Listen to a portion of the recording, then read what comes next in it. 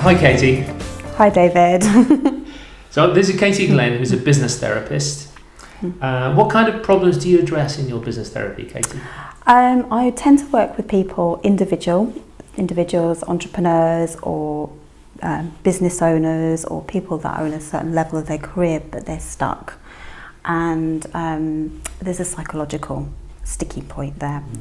They may have been to a coach, they may already know exactly what they need to know on a physical level of what they need to do to change, but they're just not doing it. So the kind of things that come up are things like procrastination, putting things off, overwhelm, not charging enough or not asking for money and chasing fees. And they tend to be not feeling good enough as well. Comes up quite a lot. So it's really addressing what are the deeper unconscious blocks to get into that next level. Okay, you work with men and women and different age groups as well. Men and women, different age groups. It tends to be more of a psychodemographic, so people that are really committed. I find when people tend to go into self-employment or they have their own business and they've come from a corporate background, that's often where people get stuck because it's a totally different mindset for working for yourself than working for someone else. It's very easy to make money for other people, but when it comes to your own making money for yourself, that's a lot of people get sticky on it. And you probably find that here as well. Definitely. I mean, freelancers suffer from that quite a lot, especially if they've had a corporate background with a lot of support around them. When they're trying to market themselves, it can be a real challenge. So yes, I can understand that. And creatives as well, particularly because they're very good at their creative stuff, but when it comes to charging money, they get a bit. They get am I good enough? Is it good enough? All these sort of things come up, so that's what I help people solve.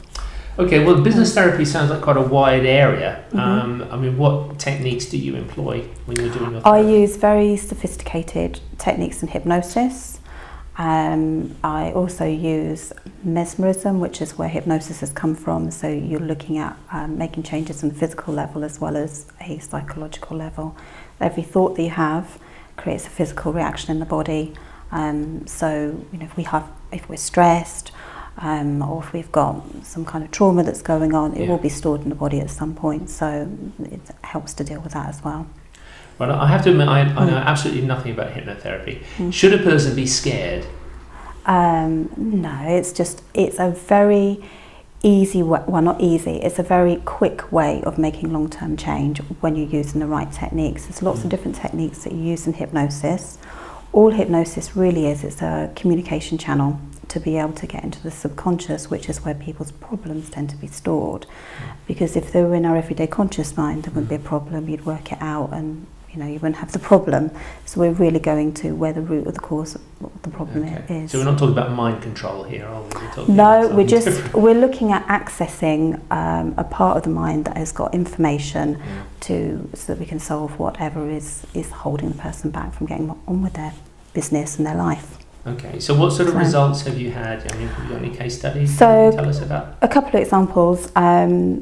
There was, just thinking of a lady who was, she was a style consultant, or she still is a style consultant, and she wanted to go into corporate.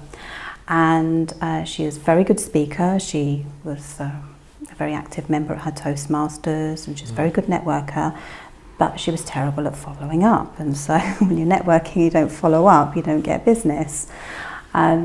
And I worked with her over the period of about 4 or 5 weeks, and by the end of that period she was making phone calls. One of the first phone calls that she made £10,000 from someone that was just sitting in a Rolodex that she'd been meaning to call but was too afraid to pick up the phone and speak to them. And phone calls are quite a common one, picking up the phone and making those calls, because we're programmed to be afraid of rejection. And picking up the phone, you probably are going to be rejected.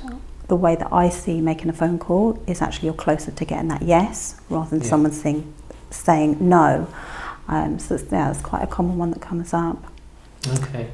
And so, if a person is interested in what you do and wants to find out a bit more, I mean, what's the best way of getting into an understanding about what you offer? Okay, well, what I do is I offer a complimentary consultation which is done over the telephone.